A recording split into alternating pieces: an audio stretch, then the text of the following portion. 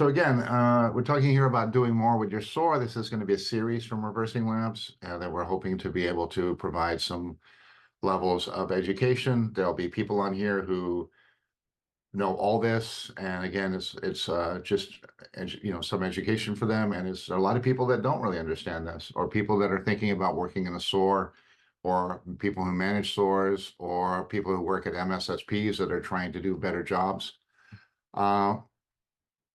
We find that people that work in SOARs are typically very hardworking, and that they have a lot of things that they deal with.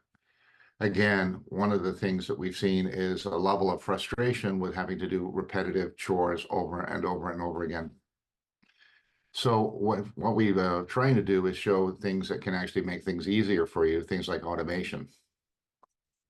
So we'll go ahead and get started.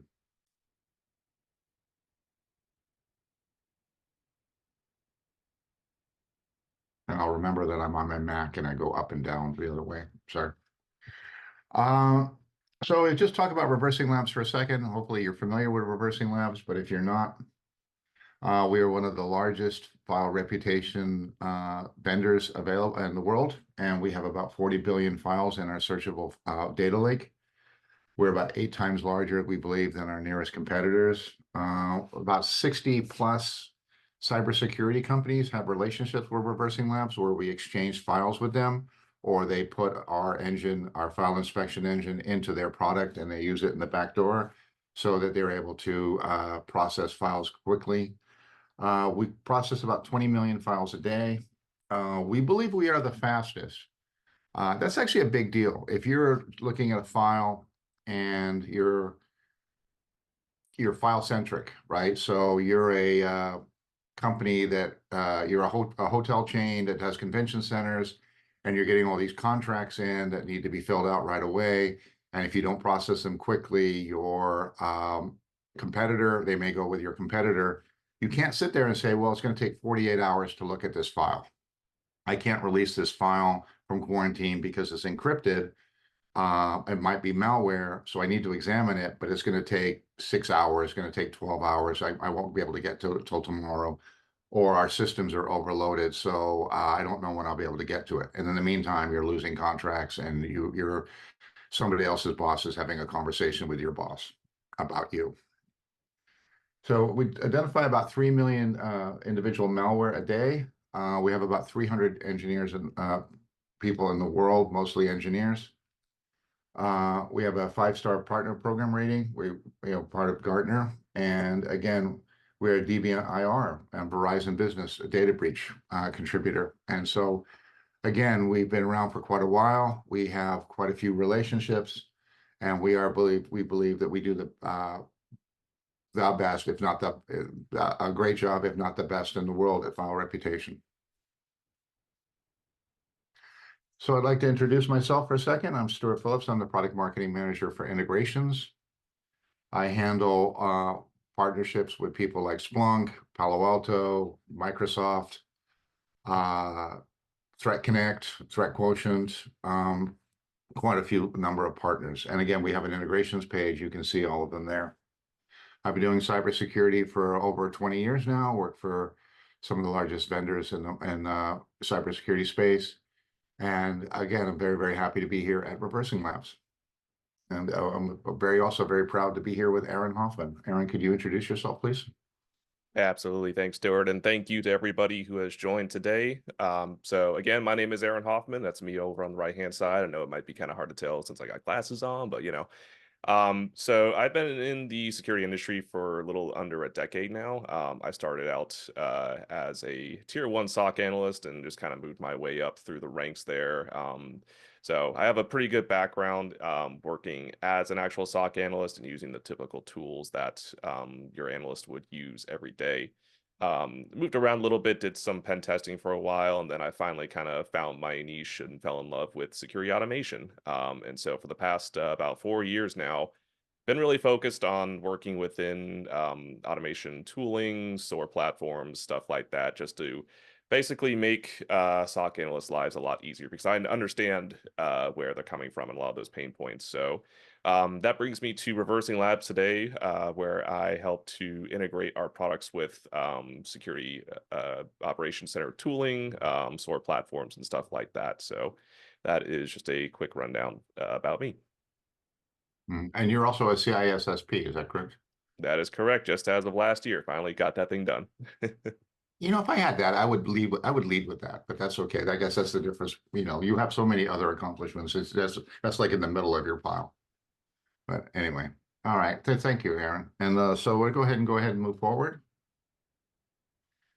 So this is the discussion overview for today, so you know what we're talking about. We'll be talking about what is enrichment. And again, this is the focus of our just talk today. We'll talk about why you should invest your time and money in enrichment. And this is actually really important because I know if a lot of people I talk to, they have to go to their boss and ask for money, or they have to have a conversation with a manager or someone who controls the purse strings. And so again, you know, why is enrichment a good investment? We'll talk about rich context and why that applies to what we do. We'll be going through some examples with various vendors. I'd be really interested to understand which SOAR vendors you guys are using. And again, we'll have time for at the end for questions. Okay, so this is our discussion for today. So, Aaron, why don't you tell me what is file enrichment? Yeah, and I think maybe starting off with the story, just a quick example of what enrichment is and why this is important to kind of put things into perspective. Because a lot of what we're going to be talking about today is automation and kind of relates to machines, but there's definitely a human aspect to all of this. So just as like a little engagement opportunity for anybody in the audience, if you currently work in a SOC, whether you're an actual analyst, a manager, or you want to work in a SOC, go ahead and hit one of those reactions down there. Just curious to see that. But while that's going on, so let's kind of put ourselves in the shoes of a level one analyst who just got their first job in cybersecurity. They're getting ready to start their first day, bright-eyed and bushy-tailed, ready to go stop all the bad guys from hacking their organization.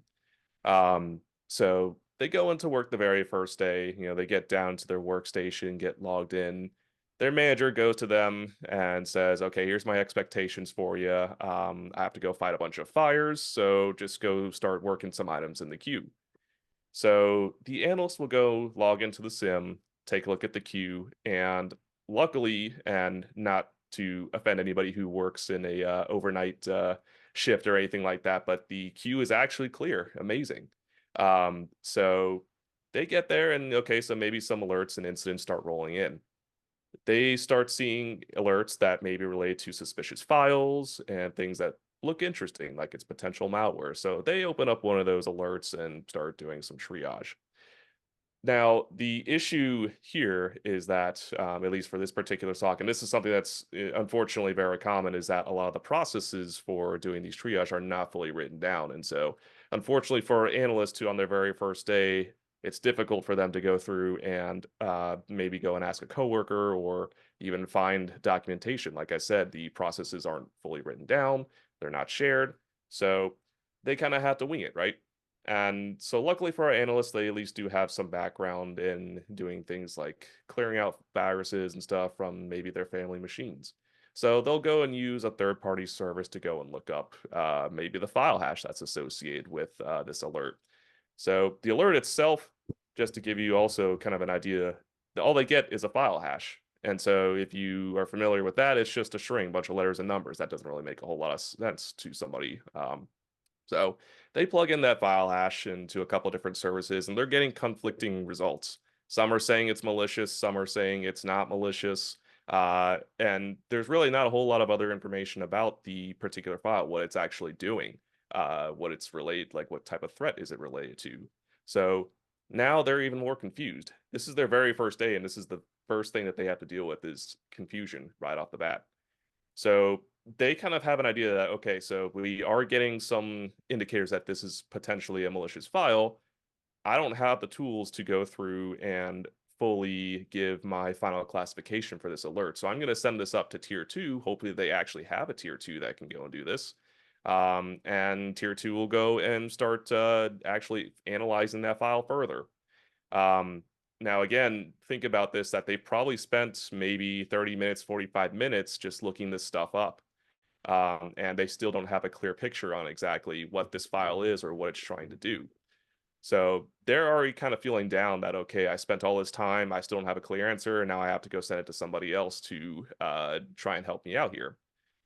Eventually, tier two gets back to them 3 hours later because obviously they have a lot of stuff on their plate as well. With the results that it actually was malware. So that entire time, probably 3, 4 hours while it's being looked at, that malware could have been propagating, stuff like that. That could have been cleaned out if they had that information presented to them right off of the bat.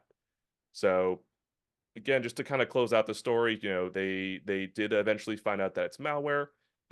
So they're happy that they actually helped resolve an issue on their very first day. They go back to the queue, but now they see that they're inundated with dozens, maybe even hundreds of alerts that have just started flowing in throughout the day. So all this is coming back to me is that basically enrichment would have helped this analyst in that story right off the bat, especially automated enrichment, saving them time and all that confusion from having to go through and use tools that maybe they don't fully trust, and they're not getting clear answers, stuff like that. And so that brings us again to enrichment is basically you want to make sure that your analysts have context to do their job. Um, and so what we mean by context is that you want to have information about files in this case, or any of the artifacts associated with an alert, things like metadata about that file. So, okay, was it signed by a particular company, or is a certificate associated with that? Who signed that certificate? What are the behaviors of that file? What is that file doing? Is it running scripts in the background, trying to download other files from the internet? Is it creating registry keys?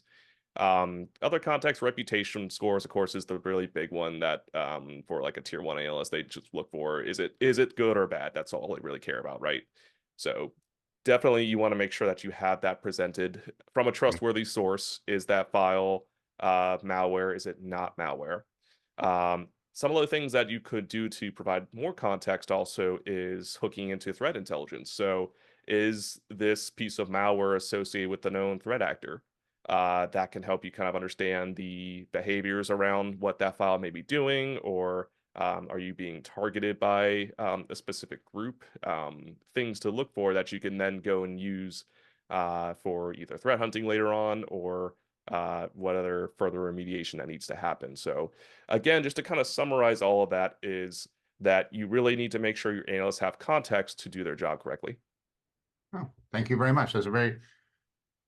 I mean, it's not a small subject, right? There's a lot here and a lot of different things. It's really interesting to me when I talk to our customers, some of them are very interested in a incredibly complex investigation where they get down to all the details and they're able to find out everything about this file. And then the next person we talk to is like, look, if it's malware, I'm just going to isolate them from the network, re-image the laptop, move on. And we don't have resources to investigate. I'd love to, but we just don't. And so again, there's a lot of different, needs and requirements for the different groups. Okay. So we talk here about why invest in automated enrichment.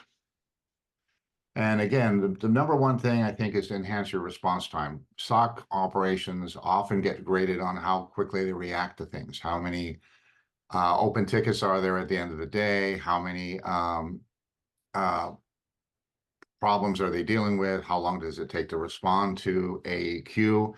We have customers that actually have like ticketing systems where they're using the Jira or something else to put it, here's an issue, put it into the queue, and then we'll look at the queue at the end of the day. I think that's a terrible way to do it. And I'll be honest with you, because I think what it does is it just encourages people to close tickets as fast as possible. If I have 500 open tickets at the end of the day, and Aaron has 1,000 open tickets at the end of the day, because Aaron does a much better job at looking at these things than I do, it's a terrible way to evaluate your SOC teams, right? You should really be looking at the quality of the work and what type of results you're having. Having said that, I know from working in these type of operations, working with our customers, that very often they're under a tremendous amount of pressure to get things done quickly and enhance that as fast as possible. False positives, we talk about a lot about that. Aaron, do you have any comments about false positives? Yeah, I mean, I think this is the bane of a SOC analyst existence is eventually coming up with that final classification. Is it a false positive, true positive? And then you get the really painful ones. Is it a true negative, false negative, that sort of thing, right? So it's always a balancing game of trying to properly classify those alerts and making sure you have the right tools to get to that conclusion with all the trusted data, all that good stuff is really, really important. Um, Again, like Stuart said, there's a lot of pressure for SOC analysts to meet SLAs or any of the metrics that higher ups have set for them, especially in more organized and larger security operations centers. So they're always concerned about making sure, did I have did I put the right classification there? Did I miss something? So yes, it's definitely one of those pain points for a SOC analyst. You always talk about formatting and consistency as being a real, actually, probably one of the main drivers for uh, doing enrichment. And again, we talk about real simple things like red is bad, yellow is suspicious, green is good, right? If I'm, processing thousands of incidents a day, and all I'm doing is, going up to the color palette and changing the little color where it says, change the text color. It makes my job boring, right? It makes my job, I spend a lot of time doing Control C, Control V. If I could have something that just would consistently format this for me, it seems like I would really enjoy that.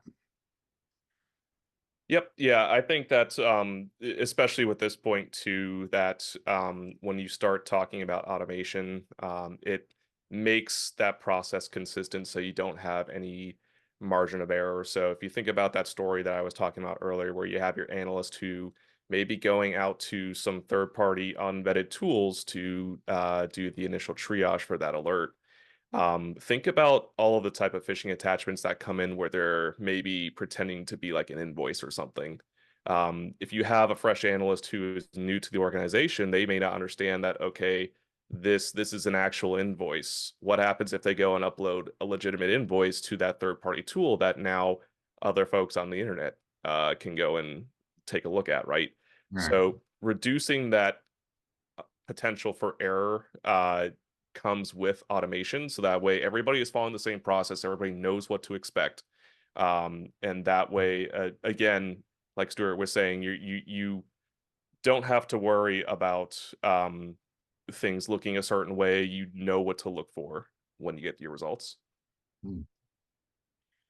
Yeah, I think, again, automation is something we really talk a lot about, but I know that our partner Tynes, they do a survey of operations and things, and every year it's actually very good, and we, suggest you read it.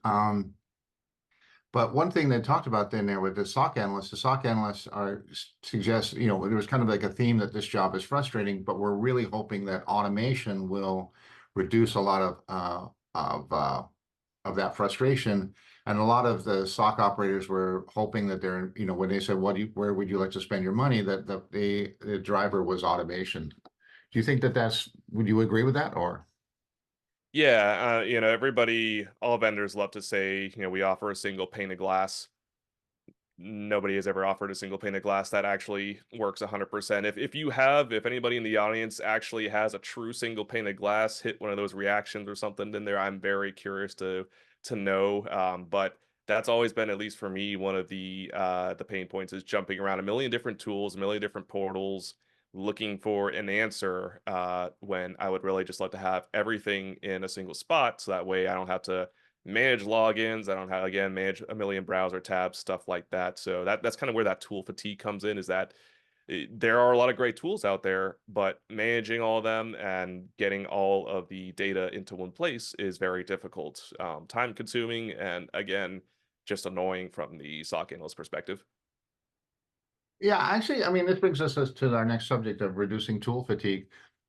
One of the things that I still am always shocked by is when I talk to customers is the number of tools that they use. A lot of times we'll ask them like, well, what are you using? And they may have 80 tools. I mean, a large number of tools, and I ask her like, what do you do with this? And sometimes they're real honest and say, well, I'm not really sure. I know we have it. I know we pay for it. And I don't know, I don't have time to go through each one of these tools and decide if we really, I can't do an audit. I don't have time. And a lot of this is, talking with SOC operators, they're spending a lot of time opening a tool, getting some information, cutting and pasting that into the next tool, and then opening multiple tools at the same time, having, bunch of monitors, like, pictures in SOCs always show giant, the operator with like 5, 10 panels in front of them. And it's always because they have all these tools open, and then trying to pull those into the same incident report, and being able to, automate that or simplify that and do that, would seem to me to be a huge benefit. I mean, do you see that as well? Absolutely. Yeah. Like I said, again, it comes down to really a human element, making things easier for analysts. So that way they can, actually focus on the real issues. So ensuring that you are properly automating things, making that data available for them, making sure that it's formatted so that way they can easily understand what they're looking at. That way it kind of ties all of this, what we're showing on the screen here, to making sure that you're reducing those false positives, you're getting the right answers. And at the end of the day, you're making your incident response times and your overall security process better. Yeah. And I think one thing is absolutely, I think one thing that we talk about a lot is the relationship between what we're doing with the static analysis as opposed to like dynamic analysis or like a sandbox type thing. And we're certainly not saying that, you don't need sandboxes. We have sandboxes. We work with sandbox vendors. But if I'm sending every file to the sandbox, I only have so many resources. I'm always going to be overrunning the amount of resources I have. And if you're having to like triage your resources and say, look, these files come from our executives, they have to be looked at first. These are the files that were sent to our accounts payable team, which we know is heavily targeted by thieves who send them fake invoices and other types of things. These are the file attachments that go to all of our system operators. We know that they get targeted a lot. Everybody else we have to put in the back. So if you run out of resources because you're sending everything to the sandbox, that's, again, this is a system, working with ReversingLabs, you'll be able to dramatically reduce that number. And again, you may have certain files that you want to send to the sandbox. I want to send to the sandbox because I want to execute, I want it to explode it, and I want to see if it writes to my Windows system registries. And if it does that, I want to take that registry and I want to search all of my endpoints to see if anybody else is possibly infected.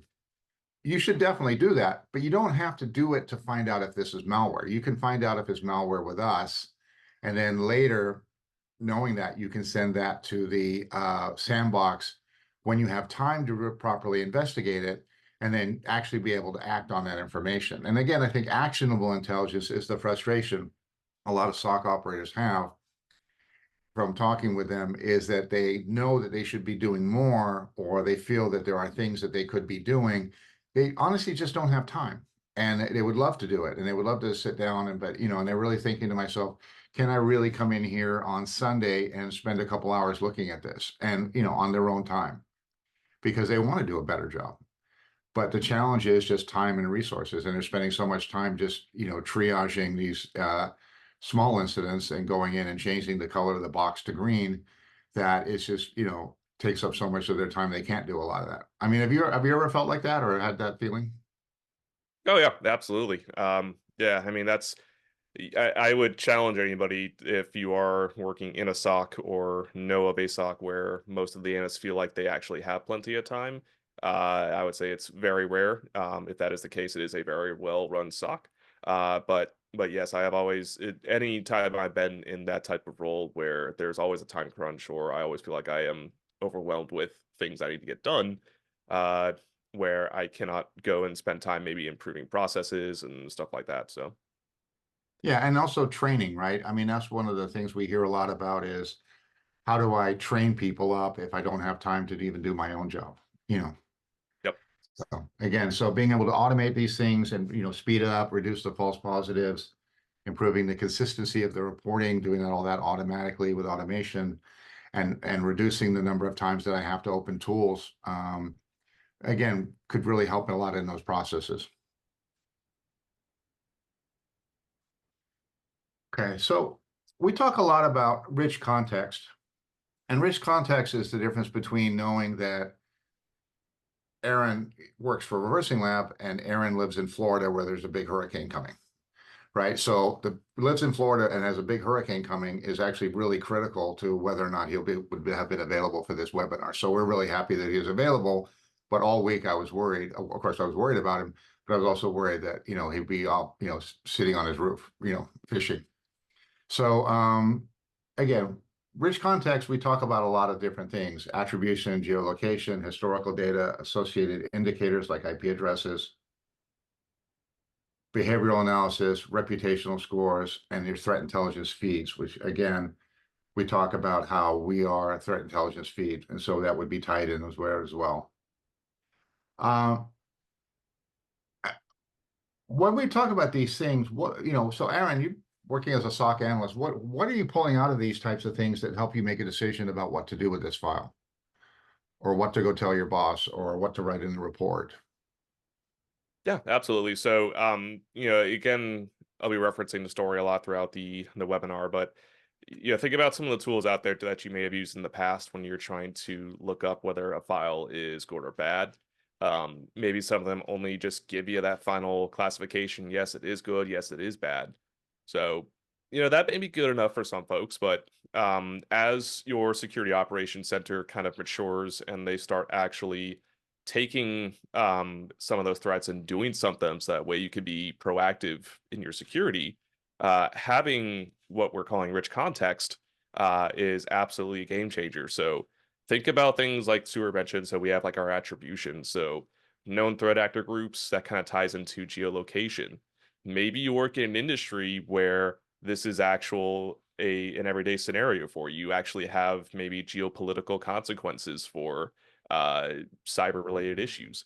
So understanding, okay, who is actually targeting my industry, or who is targeting organizations within my country, things like that. That can be very useful. So that way you can essentially build up your defenses around those particular threats. So if you start to take a look at maybe those threat actors, their typical tactics, techniques, and procedures, you could have a better defense against those type of groups that are actually targeting you. Some other things that you can reference is things like historical data. And so this is something that I also find very useful generally, especially with phishing issues. So oftentimes what I'll see is there is an existing phishing campaign that is running, but maybe the phishing landing page or the attachment or whatever, it may be that final URL that these threat actors are using to collect credentials have already been either shut down or they're not active anymore. So sometimes you'll see like there's some like real dormant zombie campaigns that are out there that are still sending out emails, and luckily the URLs just don't work anymore. So there's limited risk associated with that. So having that historical data, if you see like, okay, yeah, this URL was first seen a year ago, is it likely that that threat actor is still using that domain in that particular URL? Probably not. So yeah, having that information, like, okay, I know that this has been around for a while. It is very useful to getting that final classification. Other things that like I would typically use are so we have the associated indicators. So one thing that we're really good about pulling out is things like IP addresses, domains, even further drop files associated with a particular sample.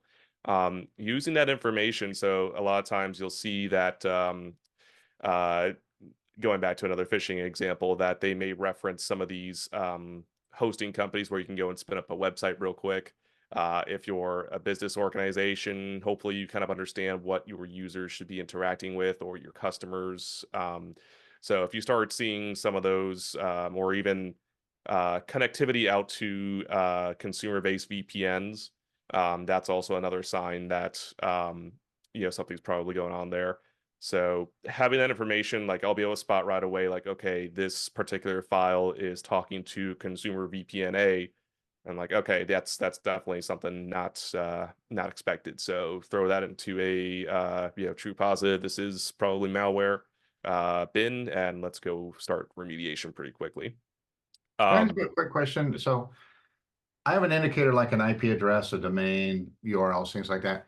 Can I then automate that with, like, my firewalls, right? I want to can I actually say, okay, I'm seeing attacks coming from this IP address. Can I actually then just automate a thing to go to the firewall, say block this IP address, or create a Jira request to, or a ServiceNow request to have the firewall person block this because maybe they don't do it automatically, but they will take a, if it's a well formatted and actually create the, why did you want this blocked, right? Which is a lot of times they'll come back and ask, and then, and blocking like URLs. And again, would I be able to like look and say like, you're right, this is for a business that, URL that's only 20 minutes old, things like that. Would I be able to pull that as well in, or?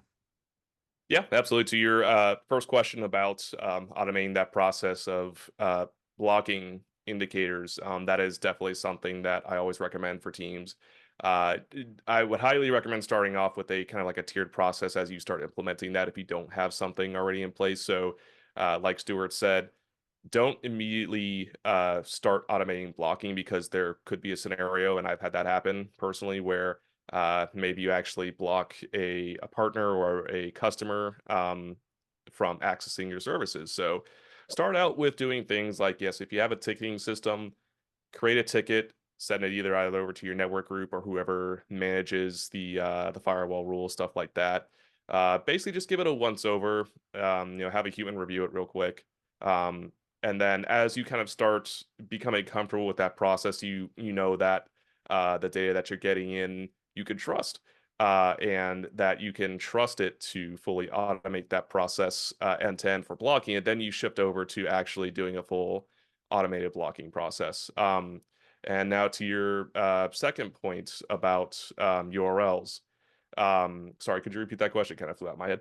Well, how do I know like a lot of email examination, they look at the domain it came from, right? Mhm. So a lot of the email security tools focus on that. I mean, what would I be looking for if I have a URL, what or domain? What would I really be looking for? How old it is, or where it's located, or does that matter anymore? Because if I can set up a domain in South Africa 10 minutes from and have it live 10 minutes from now, I don't have to go there or have a business there like I used to, right? And then, I mean, what kind of thing can I do? What could I really do with that kind of information? Yeah, I mean that data is all absolutely relevant. Yeah, I never trust domains that have just recently been registered. There are absolutely certain registrars that are used by threat actors very often. Ones that are known to just kind of host a lot of malware or malicious domains and stuff like that. So if I see some of those registrars, I'll be like, okay, I can't really trust this host.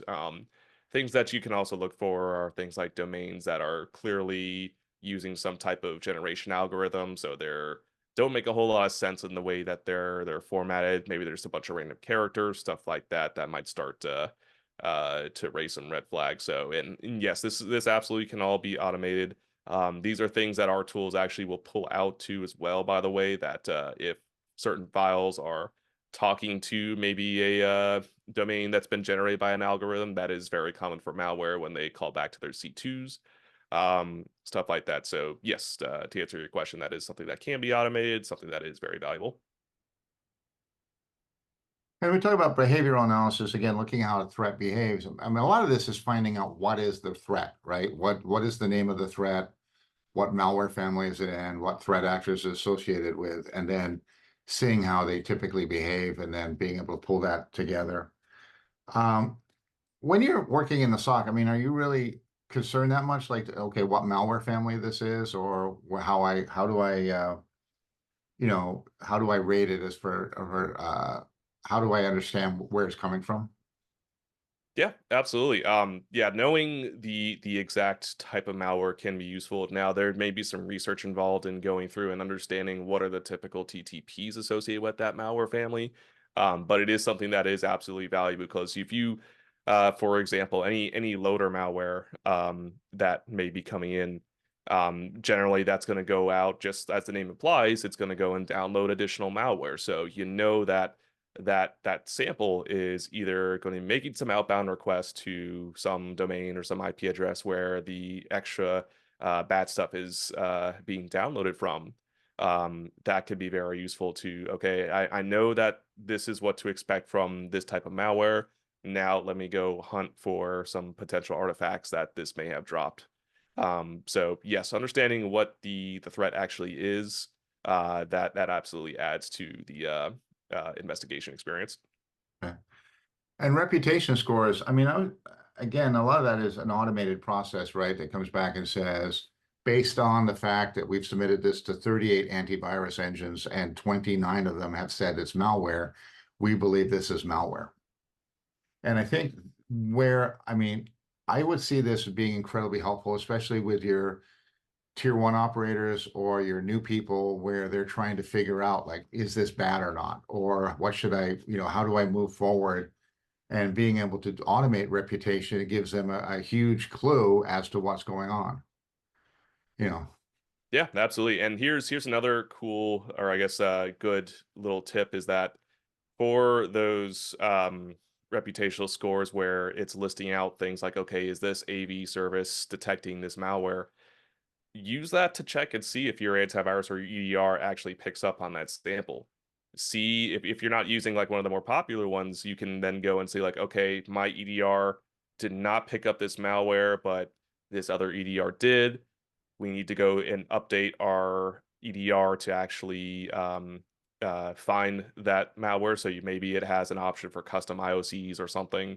That can be very useful to make sure that not only is that particular alert or that incident remediated, but any future incidents or detections by that antivirus or EDR can actually pick up that malware. So it's kind of a two for one. Yes, you'll be able to tell like, okay, if the majority of AVs and EDRs say this is bad, it's probably bad. But I can now go and see, does my EDR AV actually detect it? So you're saying all these other antivirus may detect it, but the antivirus we're using, that I really care if we detect it, right? Right. I mean, okay, and what does it say about it?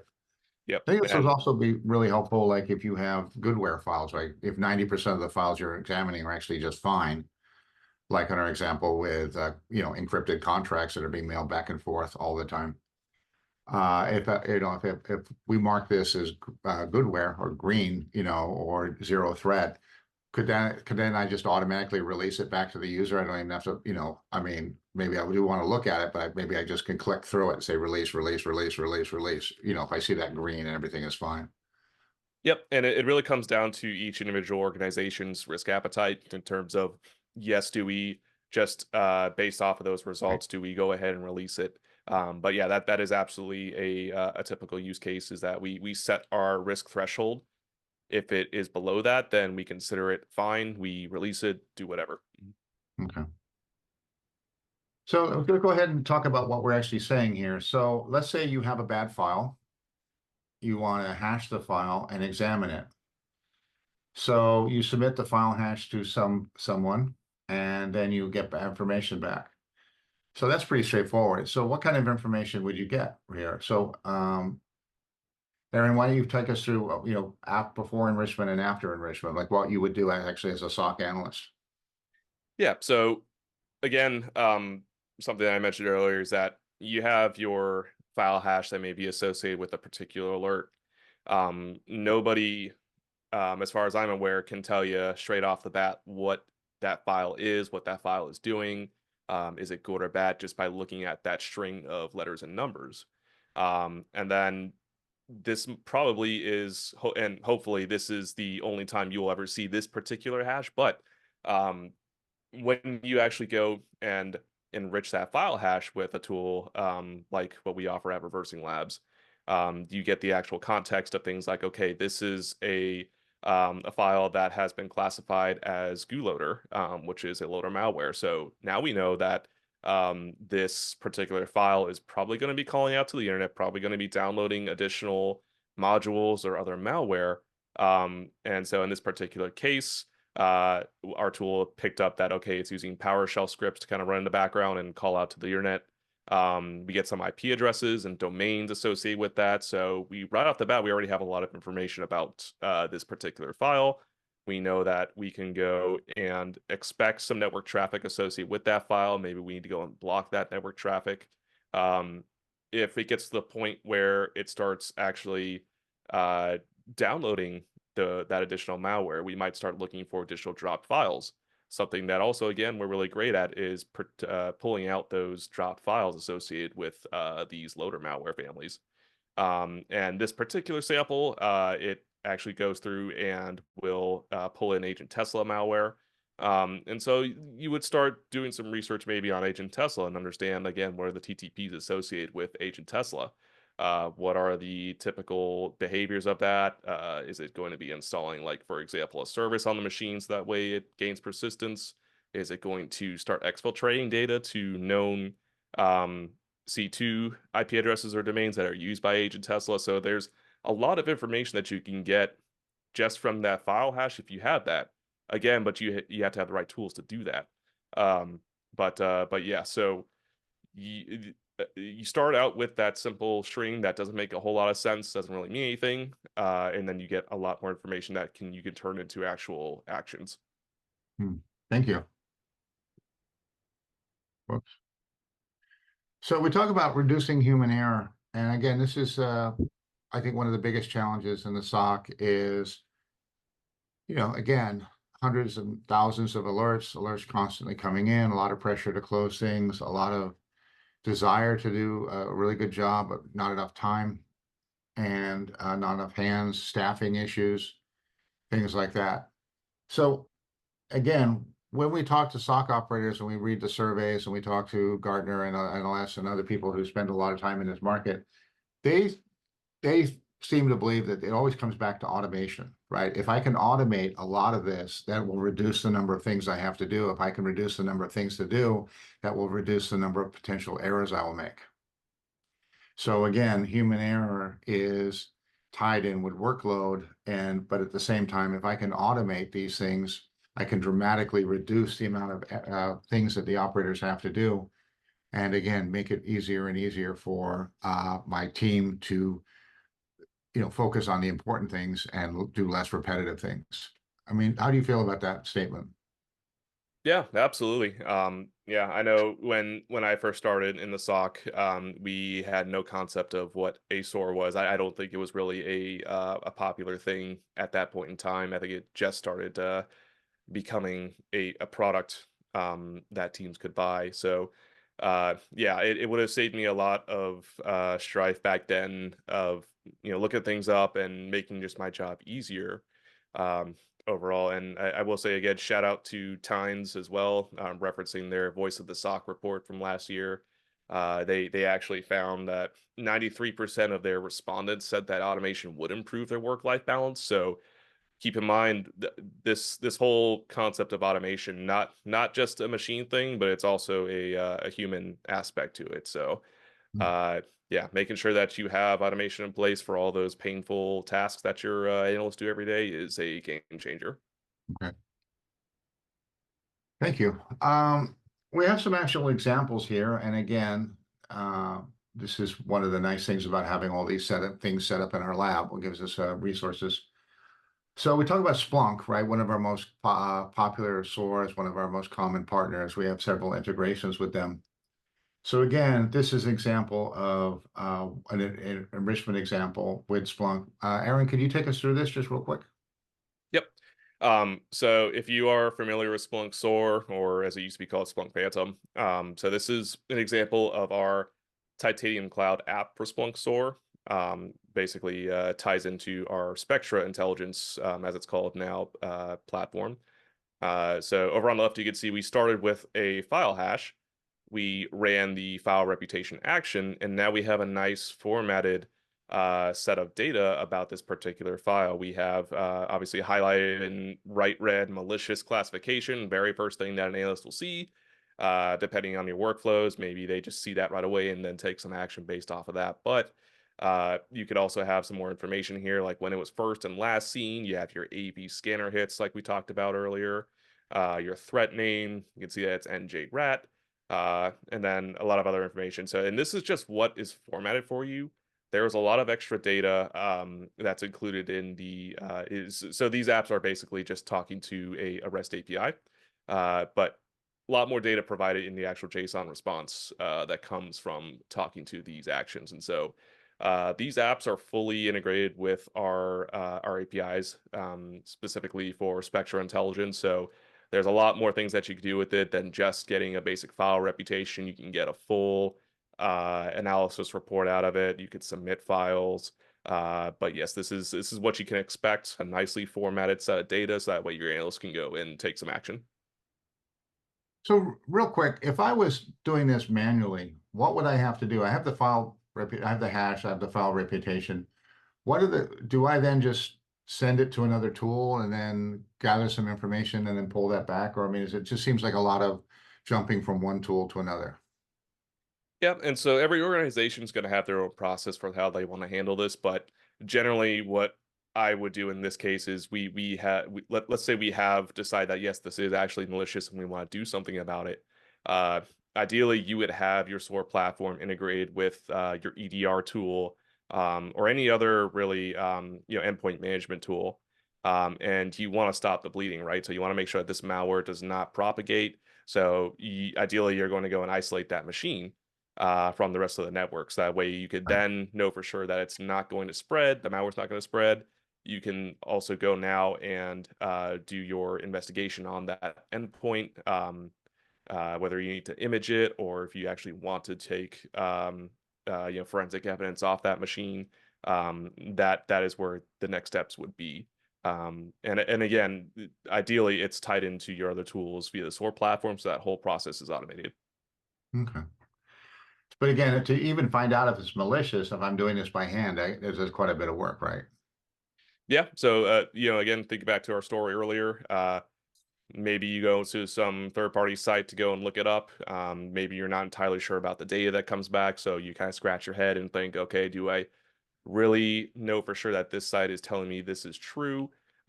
Whereas you can trust the data that you're getting back from us and not have to worry about even having more questions about this particular file. But if I have an email that's like my executives talking about buying a company, I can't really submit that to a uh, public site where they're shared, right? I mean, I wouldn't be able to do that. You shouldn't. And I've seen it plenty of times where analysts will go and they'll upload potentially sensitive documents to some of these third-party sites. And I'm like, oh, okay, I could go see. Here's some fun information that probably should not be accessible by the public. Okay. That's something you don't necessarily have to worry about with Spectre Intelligence. That data is not going to be accessible to just the general public like that. So another good aspect there. Okay. So Palo Alto, this is actually a different attack, correct? Yes. So, just another example with XOR. If you use that platform, kind of in the same line again, what we're going to be showing in these screenshots are how we're formatting this data, but we do have the integration for XOR, different file where the classification is suspicious. So it has some behaviors that look kind of sketchy, but can't fully classify it as malicious right off of the bat. We can see there we only have 10 out of 38 antivirus vendors classifying it as some type of threat. So this is one of those things where you kind of had to go and look, maybe do a little bit more investigation, see exactly what the file is doing. We would have for example, our more detailed report action that provides things like what processes spawn off of this particular file when it's executed, or what type of IP addresses and things that it's talking to. So if it's suspicious, this may be a thing where I forward it to another analyst who might put it in a sandbox and run it and see what, detonated there or things like that. Yeah, or send it to Spectre Analyze. Let that be the sandbox. Oh, you can certainly do that as well. Yep. And so this is our last example. This is Microsoft Sentinel. Again, if I'm looking at a 500 or 1,000 of these a day, when it pops up and says malicious red right there in the center, and it's already been done for me, it's going to make my life a lot easier, you know. So again, being able to look at the threat name, why do we trigger this, the file details, and again, this is all populated automatically for you, right, in the incident report. So I'm not having to cut and paste and all that from different tools.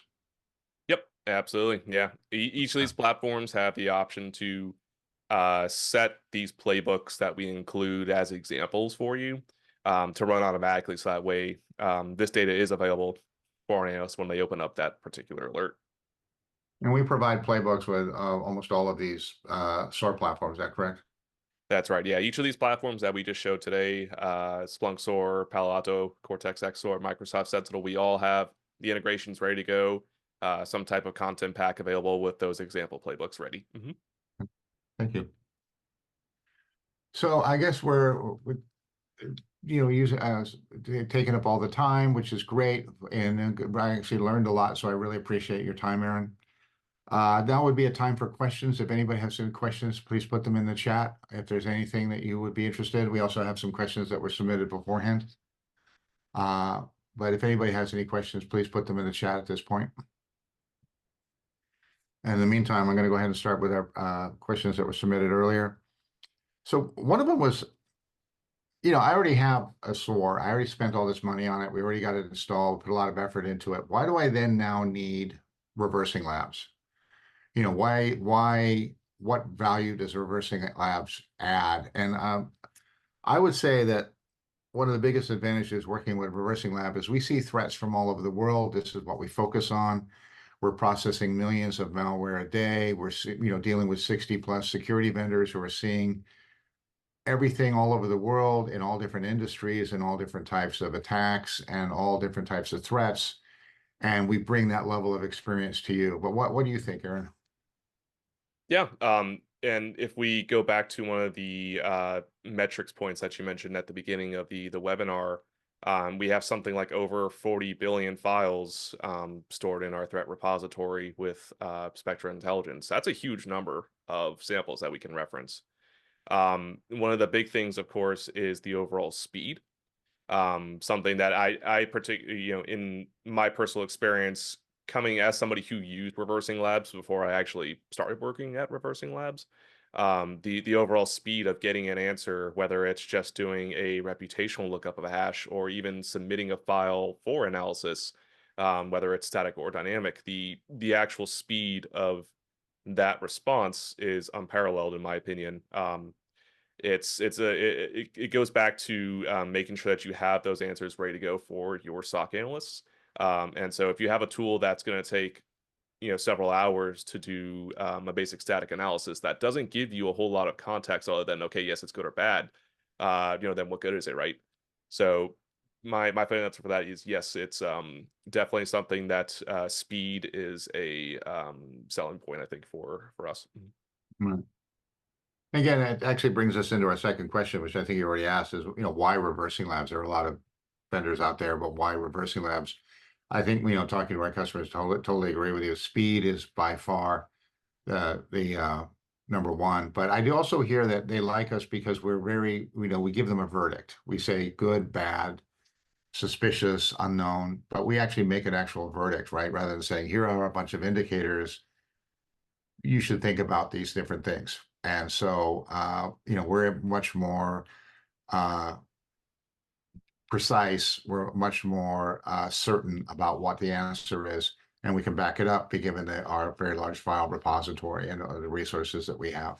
And also, from a tech support point of view, I know a lot of, like you said, a lot of people want to escalate these files, just don't have the resources. They want to look at them. They want more information. They are concerned about, are they being targeted in a campaign? But they don't have the resources on staff because, again, it's very hard to maintain staff, very hard to build up your staff, get everybody trained and everything. And so having ReversingLabs available and ReversingLabs engineers who basically, this is all they do, being able to use them as that support arm, I find a lot of our customers very much rely upon us and use us quite heavily for that type of, escalation where they're seeing, especially in companies where they're having newer attacks because they're a high value target, both in defense, military, government, things like that. Okay, well, that's been great. Okay, so I don't see any questions in the chat. I don't know if anybody else did, but I don't see any. So I'm going to go ahead and finish up here. I just like to say thank you so much. Really appreciate it. Again, we wanted to talk about this. We wanted, we posted in the chat some more information. So again, if you're interested in our actual integrations, you want to see what we really do with SOAR, with Splunk, and want to get information, watch a little video talking about it. Again, we have some blog posts that are really helpful, and again, talking about enrichment and the feeds. So again, I really appreciate everybody's time for coming here, for looking at this. I know people wanting to gather more information, learn more about, things that they can be doing to improve their SOC and, do more with their SOAR. So thank you very much. And thank you, Aaron. I certainly could not have done this without you, or it would have been very boring because it would have been me with like some sock puppets or something. I don't know. There you So go. I'm glad the hurricane moved the other way and that everything worked out okay. And then, of course, all of our wishes go out to those people who were affected, and we really hope that they can recover soon and get their lives back together. So thank you. Absolutely. Thank you, everyone.